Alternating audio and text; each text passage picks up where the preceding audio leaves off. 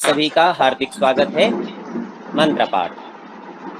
ओम शन्नो मित्रः शं वरुणः शन्नो भवत्वर्यमा शन्न इन्द्रो बृहस्पतिः शन्नो विष्णुरुक्रमः।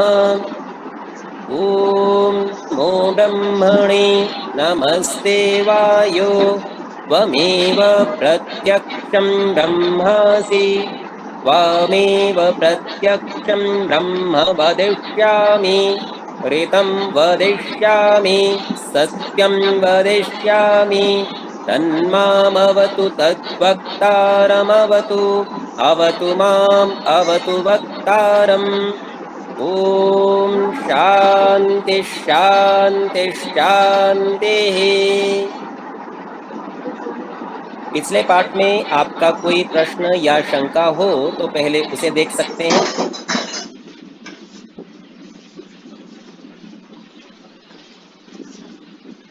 यदि सम्मुख उपस्थित लोगों का कोई प्रश्न नहीं है तो जो लोग कक्षा को ऑनलाइन सुन रहे हैं, यदि आपका कोई प्रश्न हो तो कह सकते हैं।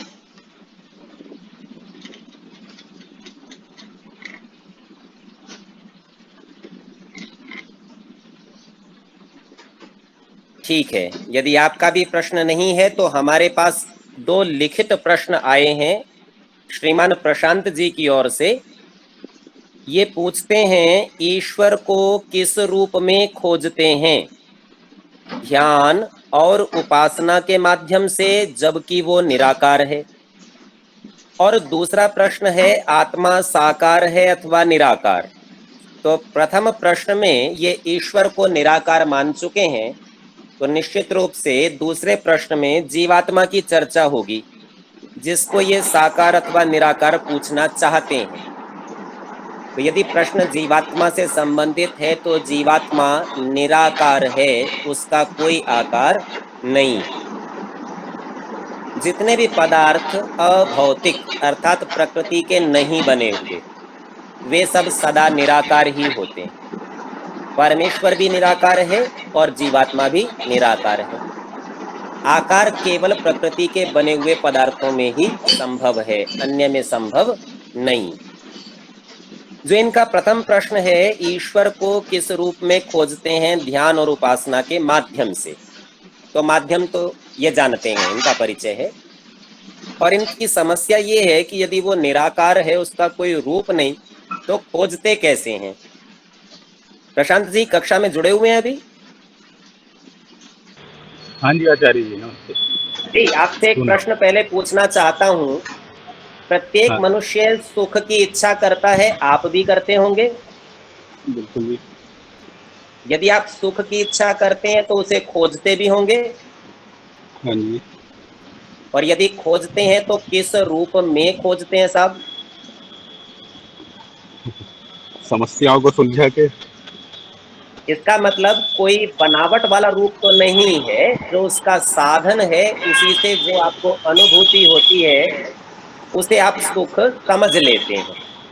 ठीक इसी प्रकार से परमेश्वर सच्चिदानंद स्वरूप है, तो परमेश्वर को उसी स्वरूप में हम खोजते हैं। अर्थात जैसा कुछ भी करने से आनंद की प्राप्ति हो, तो समझिए ईश्वर की प्राप्ति हुई।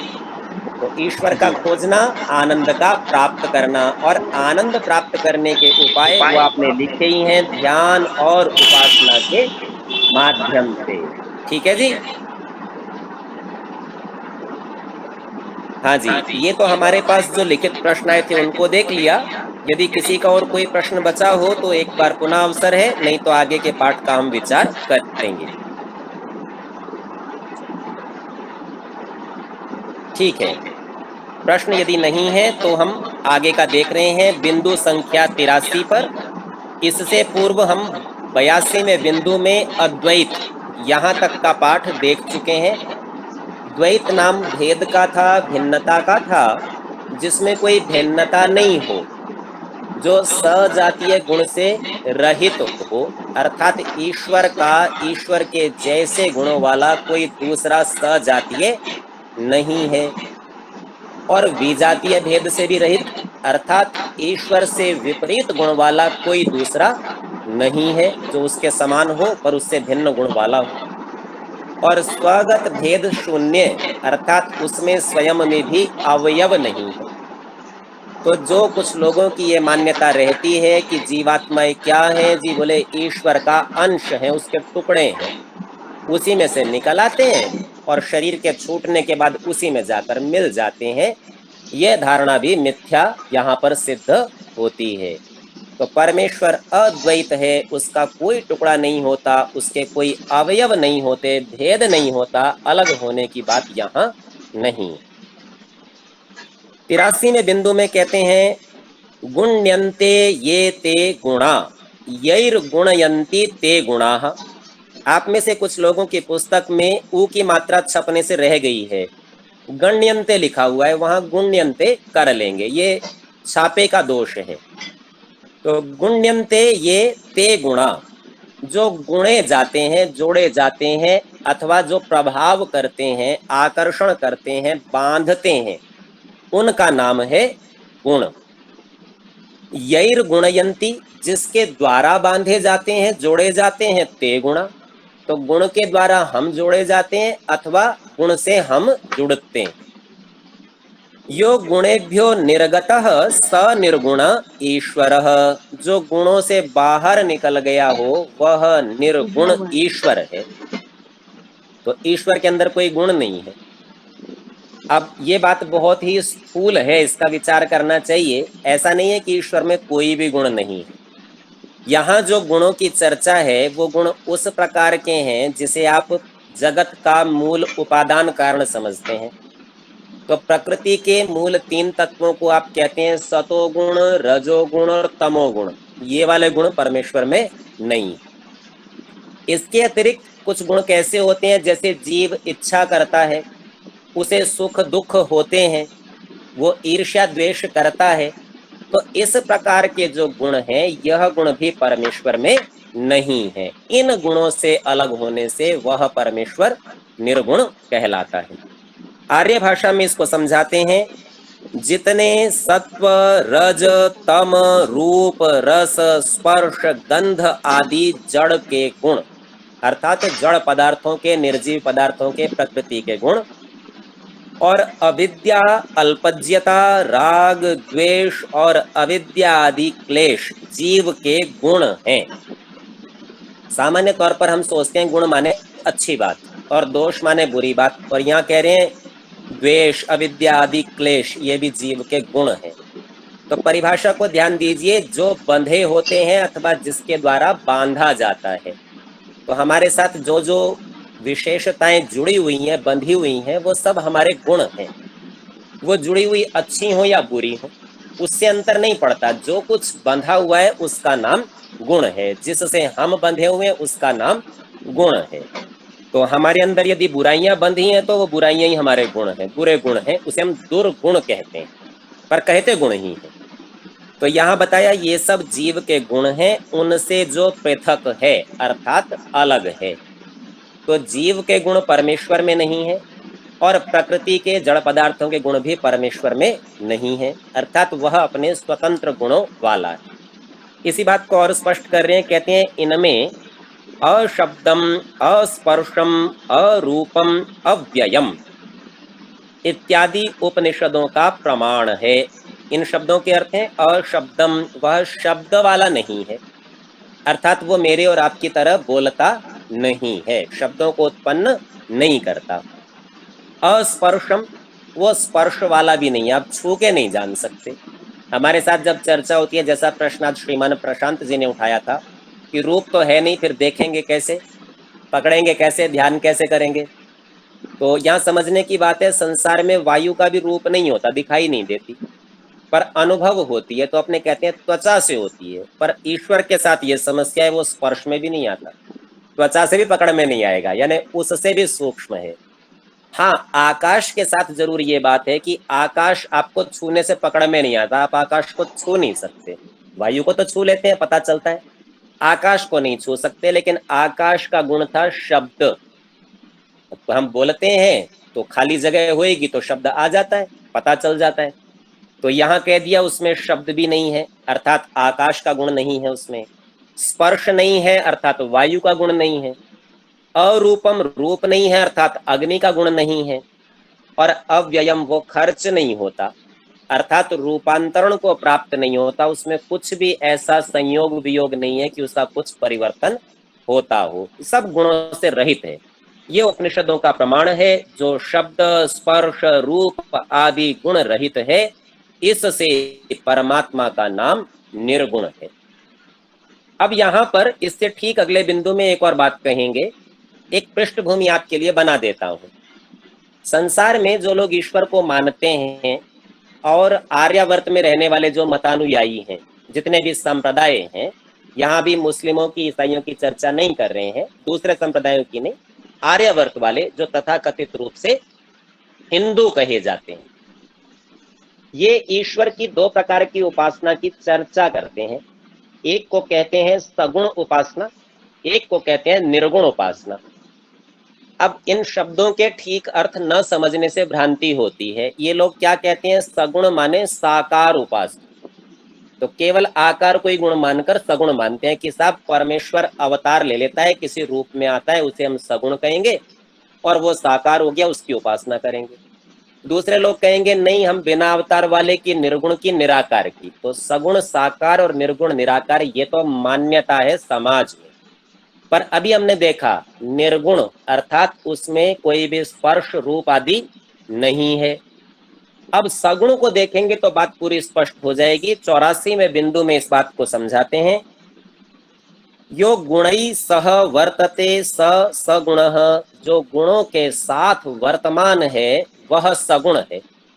अभी तो कहा था प्रकृति की और जीव के गुणों से रहित है, पर कोई गुण है भी या नहीं, तो अपने गुण है, अपने स्वयं के गुणों के साथ वर्तमान होने से उसका नाम सगुण है। आर्य भाषा में समझाते हैं जो सब का ज्ञान, सर्व सुख, पवित्रता, अनंत बल आदि गुणों से युक्त है, इसलिए परमेश्वर का नाम सगुण है। तो यहाँ आकार का कोई संबंध नहीं है। आप इसको एक सामान्य दृष्टांत से समझिए। गाय में गाय के गुण हैं, दो सींग है, गले में गल कंबल है, कुभ निकला हुआ है, श्वेत रंग पूंछ आदि जो भी है, तो इससे पता चला गाय सगुण है, उसमें गुण है। लेकिन गाय में घोड़े के गुण नहीं है, घोड़े की तरह दौड़ती नहीं है, और वैसे बाल आदि उसके जो गर्दन पे उस तरह के नहीं है, तो घोड़े के गुणों की तुलना में वह निर्गुण है। तो सगुण और निर्गुण अपने में उपस्थित गुण और अन्य पदार्थों के गुणों की तुलना से होता है। ये नहीं होता कि वही पदार्थ कभी आकार में आएगा, कभी आकार से रहित होगा, ये नहीं होता। तो यहाँ भी यही बता रहे हैं, सबका ज्ञान रखता है, सारे सुख से युक्त है, पवित्रता, अनंत बल आदि गुणों से युक्त है, इसलिए परमेश्वर का नाम सगुण है।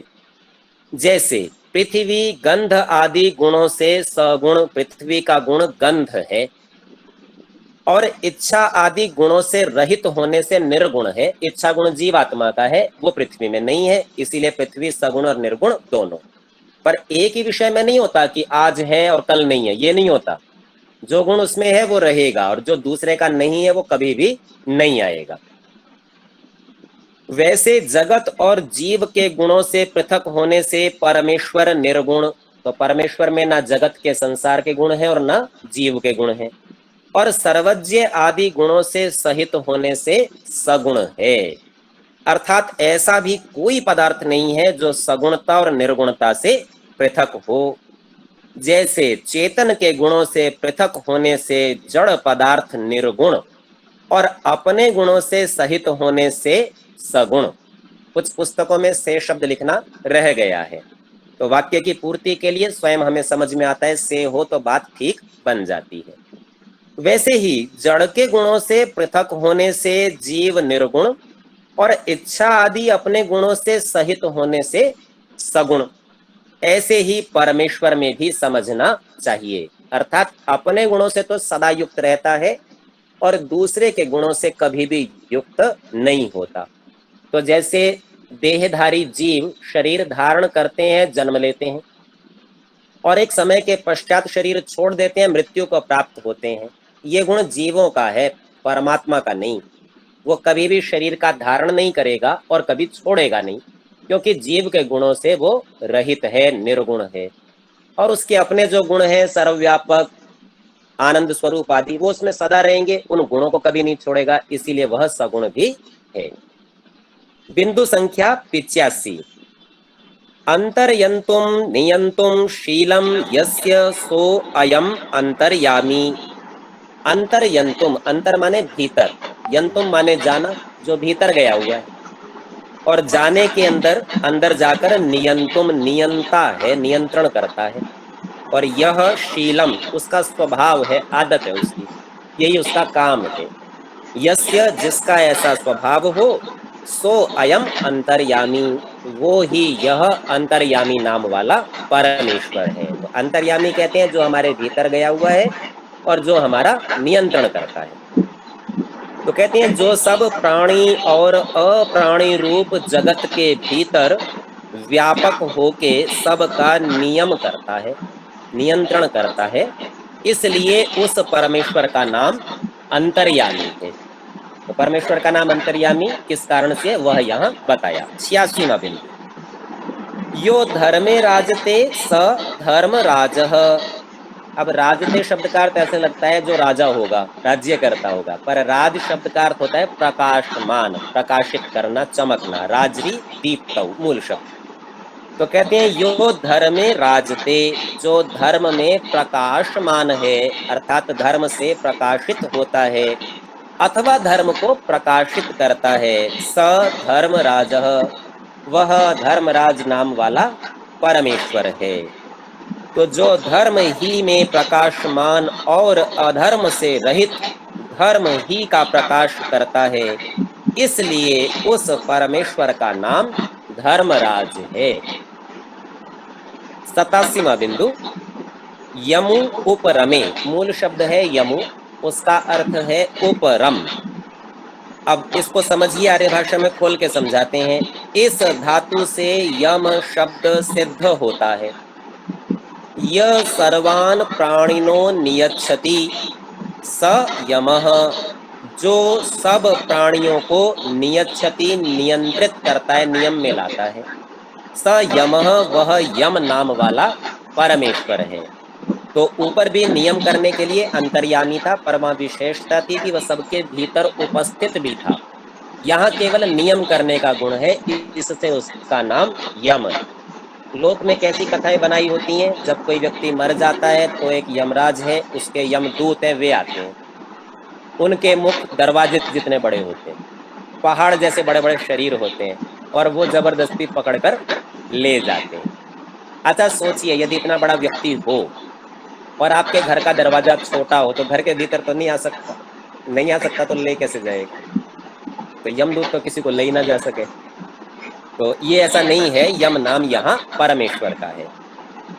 तो कहते हैं जो सब प्राणियों के कर्म फल देने की व्यवस्था करता और सब अन्यायों से पृथक रहता है, इसलिए परमात्मा का नाम यम है। तो यम शब्द का अर्थ हम सभी ने देखा, ये कोई अलग नहीं है। 88वां बिंदु। भज सेवायाम, मूल शब्द है भज, जिसका अर्थ है सेवा। इस पर हम पूर्व में भी चर्चा कर चुके हैं, सेवा और सेवन एक ही बातें हैं। तो किसी की सेवा करने में लगता है कि हमने उसे कुछ दिया, और सेवन करने में लगता है हमने लिया, पर परमेश्वर की सेवा परमेश्वर का सेवन ही है। तो परमेश्वर को आपने ग्रहण कर लिया, यही उसकी सेवा है। यहाँ भज शब्द बताया, इस धातु से भग, ज को ग आदेश हो जाता है, तो भज की जगह भग बन जाता है। और इससे मतुप होने से भगवान, वान का अर्थ है वाला। जैसे आप धनवान, धन वाला, गाड़ीवान, गाड़ी वाला, इसी तरह भगवान, भगवाला। तो यह शब्द सिद्ध होता है। संस्कृत में समझाते हैं भगः, भगः का अर्थ बोला सकल ऐश्वर्यम। भग कहते हैं संपूर्ण ऐश्वर्य को। तो जो संपूर्ण ऐश्वर्य वाला है वह भगवान। तो भगः सकल ऐश्वर्यम सेवनम वा, अथवा जो इसका सेवन है, विद्यते यस्य, जिसका विद्यमान है, जो ऐश्वर्य का उपयोग करता है, स भगवान, वह भगवान नाम वाला परमेश्वर है। तो जो समग्र ऐश्वर्य से युक्त व भजने के योग्य है, इसीलिए उस ईश्वर का नाम भगवान है। 89वां बिंदु, मन ज्ञाने। मूल शब्द है मन, इसका अर्थ है ज्ञान होना। इस धातु से मनु शब्द सिद्ध होता है, बस मन में उ लगा दिया। यो मन्यते स मनुहु, जो माना जाता है वह मनु है। परमेश्वर को मानना ही पड़ता है विवश होके। कहते हैं जो मनु अर्थात विज्ञानशील, सारे ज्ञान विज्ञान के स्वभाव वाला, सब उसके पास है और मानने योग्य है, जिसको मानना ही पड़ता है, सबको यह योग्य है कि उसे स्वीकार करें, इसलिए उस ईश्वर का नाम मनु है।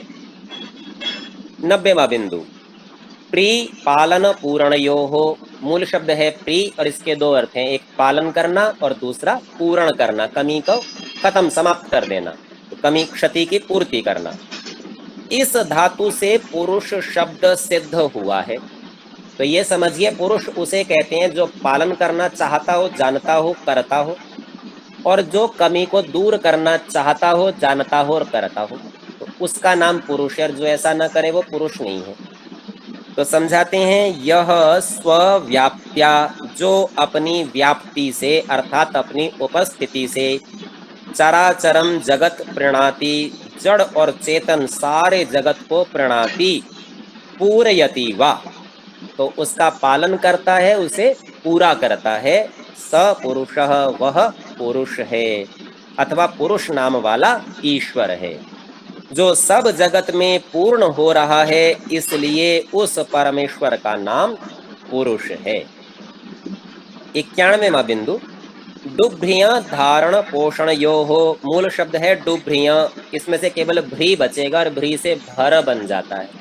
भर यानी भरने वाला, पूर्ति करने वाला। इसके दो अर्थ हैं, एक धारण और दूसरा पोषण। तो कहते हैं विश्व पूर्वक, भर से आगे विश्व शब्द लगा देंगे। इस धातु से विश्वम्भर शब्द सिद्ध होता है। नाम से ही पता चल रहा है पूरे विश्व को धारण भी करता है और उन्हें पोषण भी देता है। यो विश्वम बिभरति, बिभरति को खोला, धरती, जो विश्व को धारण करता है।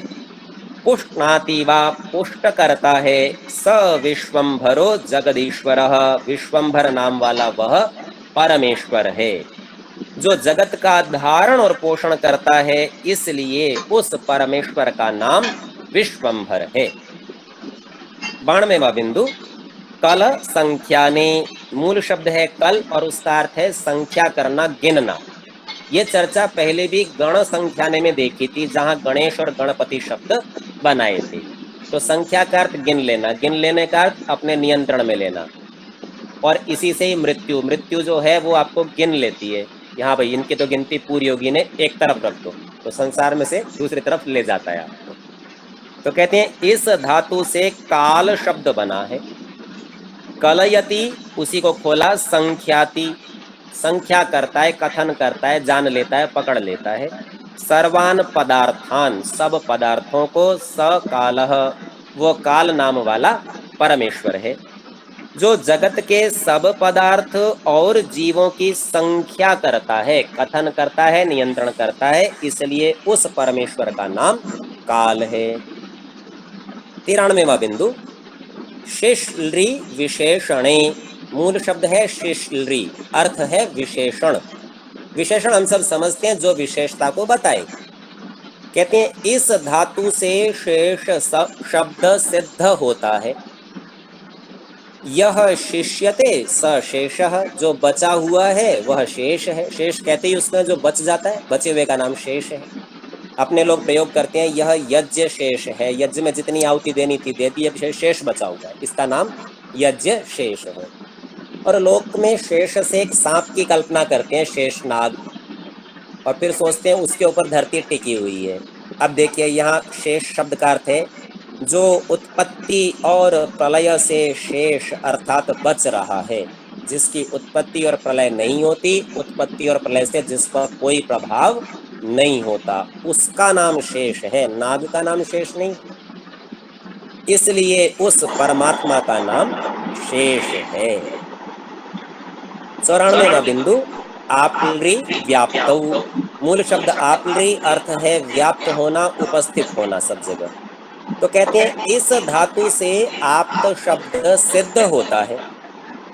यह सर्वान धर्मात्मना आपनोति वा सर्वैर्धर्मात्मभिर आप्यते।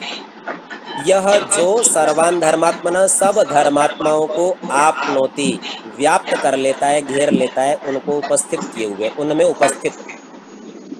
दूसरा है वा अथवा सर्वैर धर्मात्म भी, सब धर्मात्माओं के द्वारा आप्यते प्राप्त किया जाता है।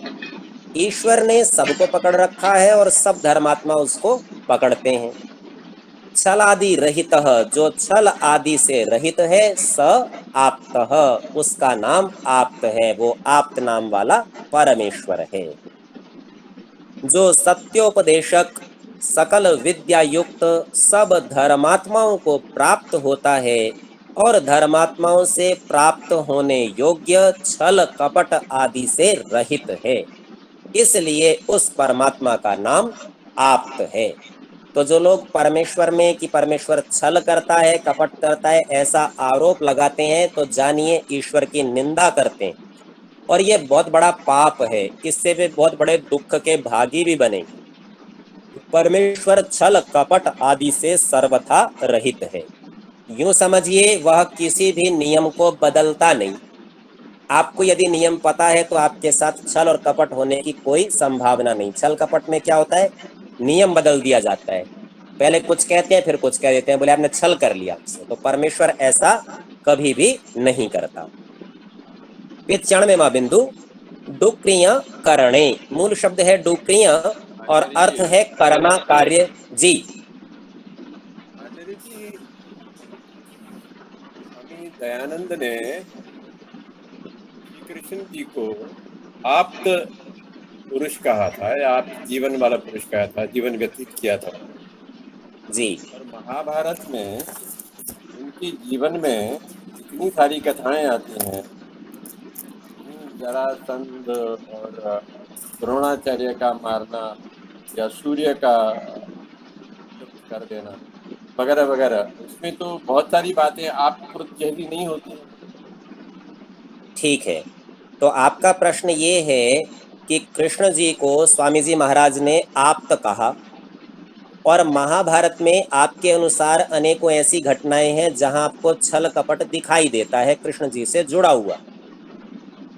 अब आपके सामने उस संदर्भ को उपस्थित करते हैं। यह संदर्भ सत्यार्थ प्रकाश के 11वें समोल्लास में है। और स्वामी जी जब उन्हें आप्त कहते हैं तो मन मर्जी से नहीं कहते हैं, महाभारत के प्रमाण से ही कहते हैं। और वहां शब्दों का प्रयोग करते हैं कि जन्म से लेके मृत्यु पर्यंत कोई भी पाप आचरण कृष्ण जी ने किया हो ऐसा महाभारत में नहीं लिखा। तब जब आप ऐसी घटनाओं की चर्चा करते हैं तो जान लीजिए आप महाभारत की बात नहीं करते हैं, अर्थात वास्तविक ग्रंथ की चर्चा नहीं करते हैं। या तो आप पुराणों की चर्चा करते हैं या दूरदर्शन और अंतरताने इंटरनेट आदि पर दिखाए जाने वाले कार्यक्रमों की चर्चा करते हैं। तो इन लोगों ने तो मनमाने आरोप कृष्ण जी पर लगाए हैं, पर कृष्ण जी ने कोई भी पाप कर्म किया हो ऐसा पूरी महाभारत में नहीं लिखा। तो स्वामी जी का जो ये एक चरित्र प्रमाण पत्र श्री कृष्ण जी का देना है, ये महाभारत के आधार पर है, सप्रमाण है, बिना प्रमाण के नहीं है। इसके अतिरिक्त जो घटनाएं आपके संज्ञान में हैं, चाहे वह द्रोण से संबंधित हो, जयद्रथ से संबंधित हो या अन्य कोई हो, उन सब घटनाओं की जब आप विवेचना करेंगे और महाभारत को पढ़ेंगे तो आप पाएंगे वहां कहीं भी छल का प्रयोग नहीं है, कोई भी नियम बदला नहीं गया है, किसी भी प्रकार के कपट का प्रयोग नहीं किया गया। देखिए कैसा होता है, एक नियम बनाया गया। सामान्य दृष्टि से सोचिए, किसी व्यक्ति को मारना हिंसा है, लेकिन युद्ध में जब हमारे देश का सिपाही शत्रु देश के सिपाही को मारता है तो वह प्रशंसा का पात्र है, हिंसा का नहीं, उसको दंड नहीं दिया जाता। अर्थात किसी परिस्थिति में एक नियम बनाया गया कि इस नियम के तहत आप काम करोगे तो पुरस्कार मिलेगा, और ये शास्त्रों के द्वारा युद्ध के नियम बनाए गए हैं। उन नियमों का ही कृष्ण जी ने सदा पालन किया। कोई भी बुरा आचरण उन्होंने जीवन पर्यंत नहीं किया। युद्ध तो अंतिम घटना है, लेकिन उससे पूर्व का एक छोटा सा प्रमाण युक्ति के सहित आपके सामने रखता हूं। एक घटना हम सभी सुनते हैं, शिशुपाल वध की घटना। और हम ऐसा सुनते हैं कि शिशुपाल ने 100 गालियां कृष्ण जी को दी और उन्होंने 100 गालियों के बाद उसका वध किया। हमें नहीं पता कि 100 दी या नहीं दी, पर बहुत सारी तो दी। हम इस चक्कर में गणना में नहीं पड़ते कि भाई उसने कितनी दी, 90 थी कि 105 थी, कितनी थी। और कृष्ण जी को भी 100 तक की गिनती खड़े होकर करने की क्या आवश्यकता रही होगी। पर आप यूं समझिए, उन गालियों में एक बार भी कृष्ण जी के ऊपर एक भी वो आरोप नहीं लगाया गया जो पुराणकारों ने लगाए। उनको कहीं भी किसी स्त्री के साथ व्यभिचार करने वाला, अभिगमन करने वाला शिशुपाल ने भी नहीं कहा। जो उनका घोर शत्रु है, जिसके साथ ऐसे युद्ध की स्थिति है कि मरना और मारना पड़े, वो भी उनके चरित्र पर लांछन नहीं लगा सका। तो महाभारत तक कृष्ण जी के ऊपर किसी प्रकार का कोई दोष नहीं था। महाभारत के युद्ध में जो लोग शेष बचे रहे, जिसमें से कुछ कौरव पक्ष के थे जो दुर्योधन के मरने के बाद लड़ाई को छोड़कर भाग गए, और कुछ ऐसे थे जो घरों में रह के मूर्ख लोग थे, डरपोक कायर थे, जो युद्ध में भाग नहीं ले पाए थे, नहीं लेना चाहते थे। ऐसे लोग और जो अल्प बुद्धि लोग थे, क्योंकि विद्वान तो सब मारे गए, तो उन लोगों ने ये सोच के कि लड़ाई में कृष्ण जी का बड़ा महत्वपूर्ण योगदान था और इनके कारण हमें कष्ट झेलना पड़ता है, तो उन्होंने अपने दुख के वशीभूत होकर अपने दुराग्रह और अविद्या से उनको गालियां दी और वो सब लांछन उनके ऊपर लगाए जो उसके जीवन में है ही नहीं। तो आप जब सत्यार्थ प्रकाश का एकादश समोल्लास पढ़ेंगे तो वहां इस विषय में और भी स्पष्टीकरण हो जाएगा। तो अभी अपने को यह समझना चाहिए कि स्वामी जी महाराज ऋषि हैं और प्रारंभ में प्रतिज्ञा कर चुके हैं कि सत्य बोलूंगा, सत्य जानता हूं, सत्य ही कहूंगा।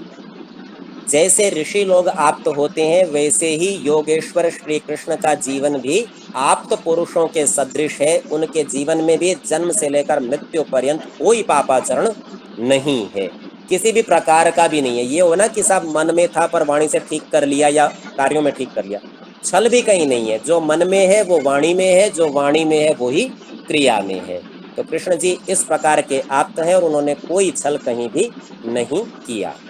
ठीक है जी। आचार्य जी बहुत बहुत धन्यवाद, बहुत सुंदर विषय, बहुत बहुत जी। तो हमने यहाँ देखा वह छल कपट आदि से रहित परमात्मा आप्त है। 95वां बिंदु, डुक्रियां करणे, ये डु भ्रिया की तरह ही है। इसमें से भी जैसे उसमें भ्री बचा था, इसमें क्री बचेगा, उसमें भर बना था, इसमें कर बनेगा।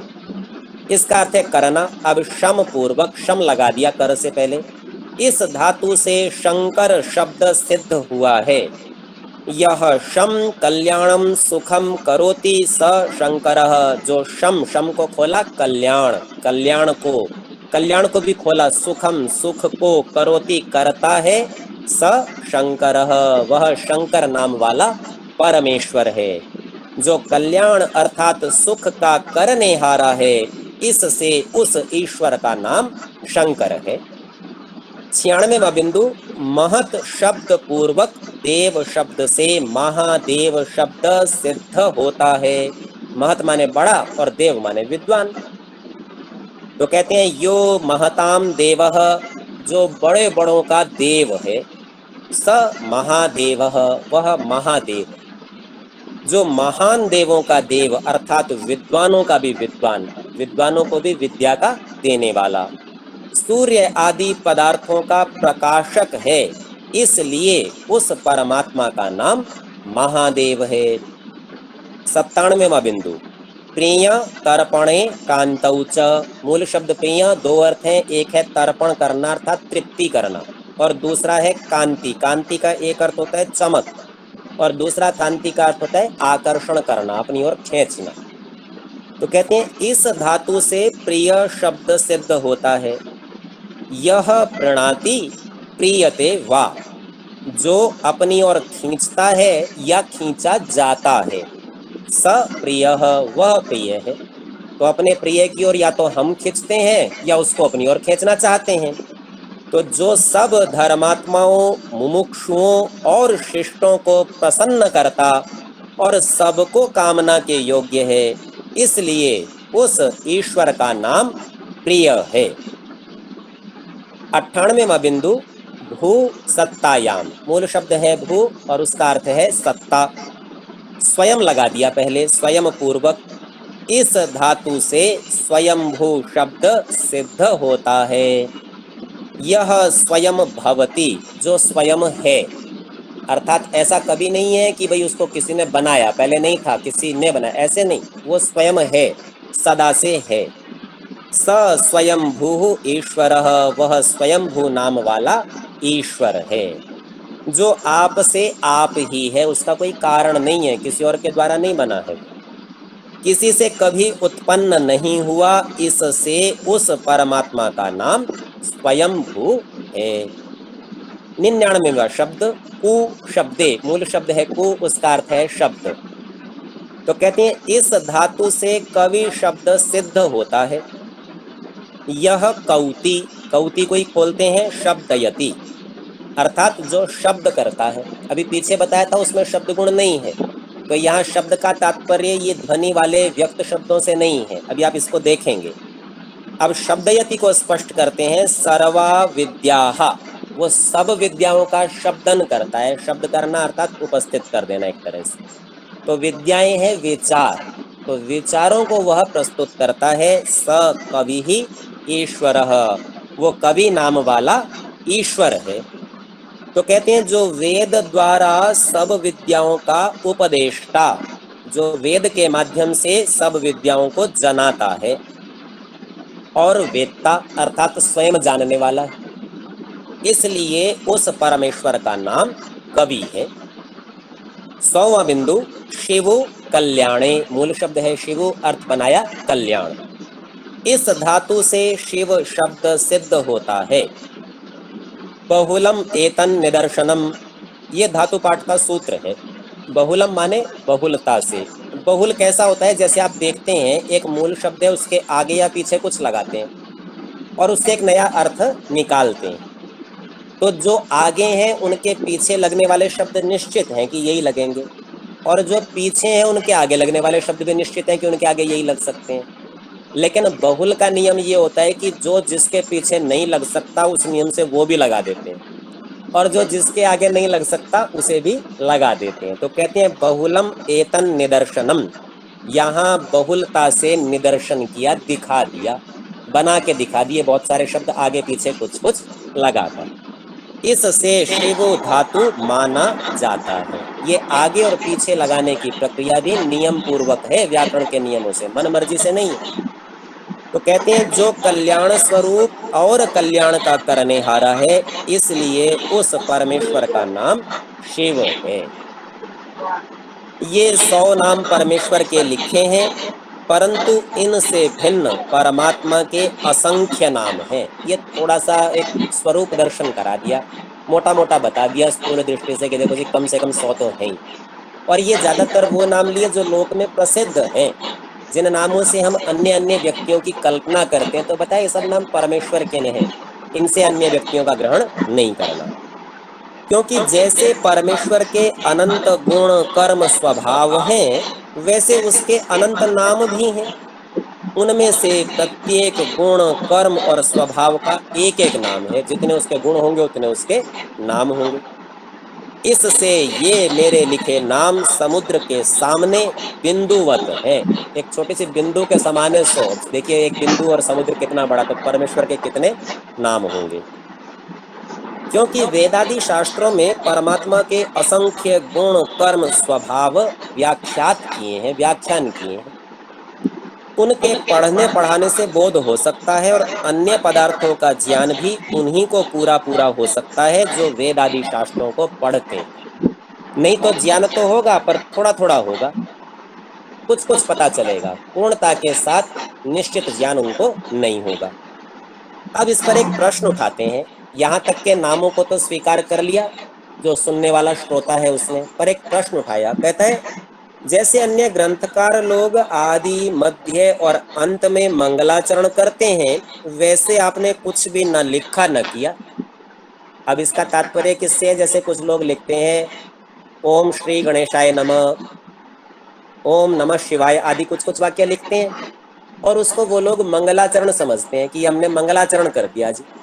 तो बोले अन्य सब लोग ग्रंथ के आरंभ में ऐसा लिखते हैं, आपने तो कुछ कहा नहीं, सीधा मंत्र बोला और शुरू हो गए। तो स्वामी जी महाराज उत्तर देते हैं ऐसा हमको करना योग्य नहीं।